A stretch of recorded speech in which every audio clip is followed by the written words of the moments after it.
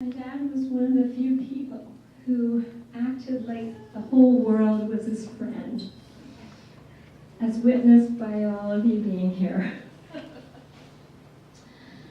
And with every neighbor, every bank teller, every store, every hospital, every office, every restaurant that we ever went in, Dad would engage people with his shtick. Whether it was a joke or because he never stopped being an actor. You know, I have to say this, when he would get mad and yell at me, I never felt it. Why?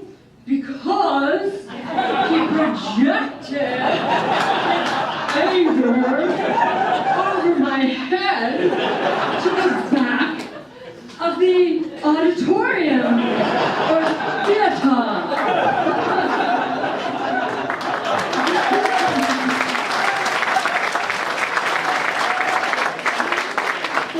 It would never land inside me. Over my head, right? So all I really got was the love. I didn't really, he got pissed at me. I was, you know, man, I was a badass little teenager.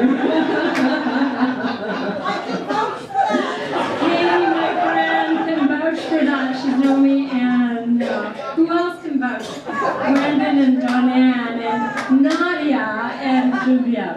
All my friends who knew me, and Carla knew me when I was 16, but I was in love with her cousin.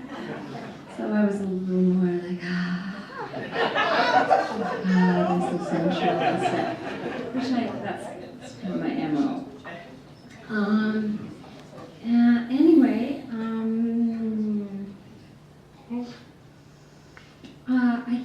this is another thing that happened just recently. It's probably like completely badass and maybe in poor taste. But I got my dad, I went to Marshall's and my dad was cold. He was like, the weather in April was hideous. Thank God I came here in April, and I got to have with Susie Nissen-Holt and her beautiful, progressive, amazing, feminist family the most awesome Passover with my dad. And I never had a Passover with him for 20 years. And, but he was freezing his ass off. And the windstorms and the snow in April, and you know, the denial of climate change. And so I got him this really like furry, it's like fake fur, it's like a blankie. And he really couldn't stop touching it. And he named it Pussy.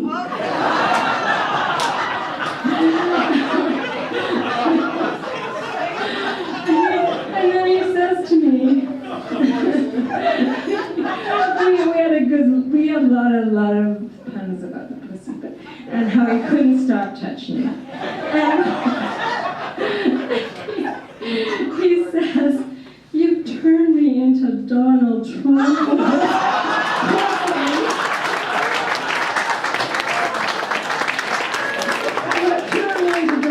I said, "God forbid you remain a humanistic, liberal, progressive. Screw Donald Trump." Anyway, his students loved him like a dad, and he called them his kids, and they called him Uncle Sid. And he stayed in touch with so many of them who are all here today. He lived out loud, guileless, childlike, and uninhibited. In fact, he and my mom lived like they were in a musical, as you can see. And I have a soundtrack with all the songs we sang, but it's not working on the technology, and even the kids can't figure it out. So we'll try and get it on, where he sings the Pirates of Penzance, and he sings, oh, it's working. They got it working, the little geniuses. Anyway, my mom and dad would break out into song at any moment. They would skip down the street holding hands. As a kid, I was embarrassed because, I wanted to be normal and just didn't. I don't now. But as an adult, I realized that it served me well to learn such exuberance and joie de vivre. Okay, I gotta flip back at my phone. It's kind of cool thing. Okay, now, and because my dad looked after my mom for 15 years with Alzheimer's, changing her diapers, doing absolutely everything for her, like beyond what anybody would have ever done. They would have, put her in a home and had nurses do that. I think he earned his angel's wings while still on earth. And I didn't really believe in God, but I did believe in angels when I was a kid, because I used to feel like, see these little light beings all over the place through the corner of my eye, especially when I did snow angels. But I just believed in the universe, but light beings that populated this universe. And I realized that my grandfather was an angelic being. He was a Hebrew teacher, Solomon, a wise man, and that he never said a negative word about anybody. And he, too, didn't have much suffering when he passed. He passed in his sleep of old age, no disease, at the age of 97. And when I look at Devin, Edan, who's my cousin, and Eliana, who's my cousin, I see that these beautiful light beings have continued to come through our lineage. Their sensitivity, perceptiveness, compassion, and talents far exceed mine. They are like Dad and Solomon, loving, caring, and giving. And as my mom would say, sometimes also full of beans. And since I believe in reincarnation, I have a hope that he and my mom may even return to our family as one of their children. I now imagine Dad reunited with my mom, fully restored, up on the most exquisite Cloud 9 golf course, except my dad, being the overachiever that he was in golf, would play 18 holes on the 9-hole heavenly golf course, which emanates light. And my mom would be, while my mom would be growing humongous organic vegetables, also radiating sublime light of pure health and nourishment.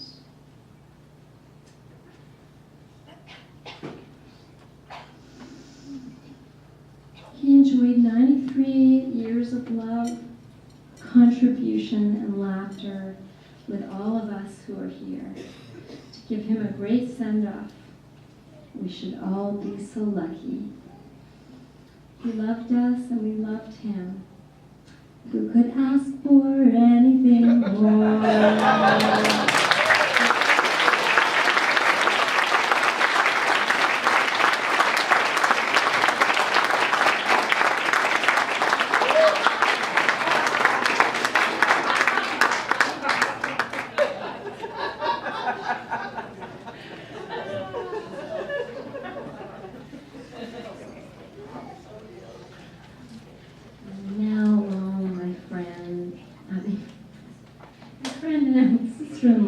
For 37 years, gets her pad, her iPad ready with maybe the kids' technical assistance. You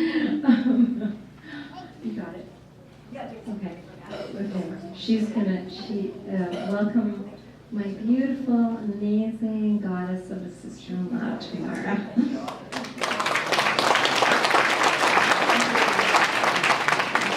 Thank you. Thanks for coming, everyone.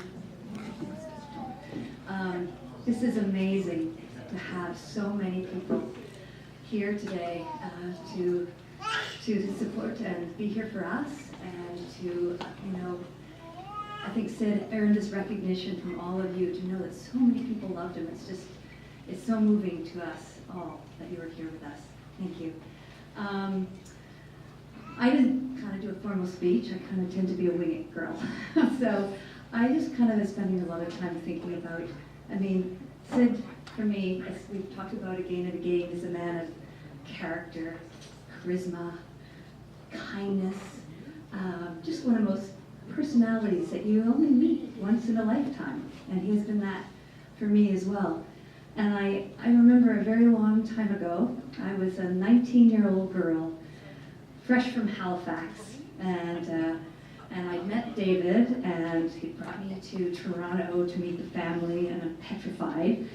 And of course he has to throw a huge party with every friend that he ever knew. They go back years, and I remember feeling completely overwhelmed. I was a bit of a, introvert, musician.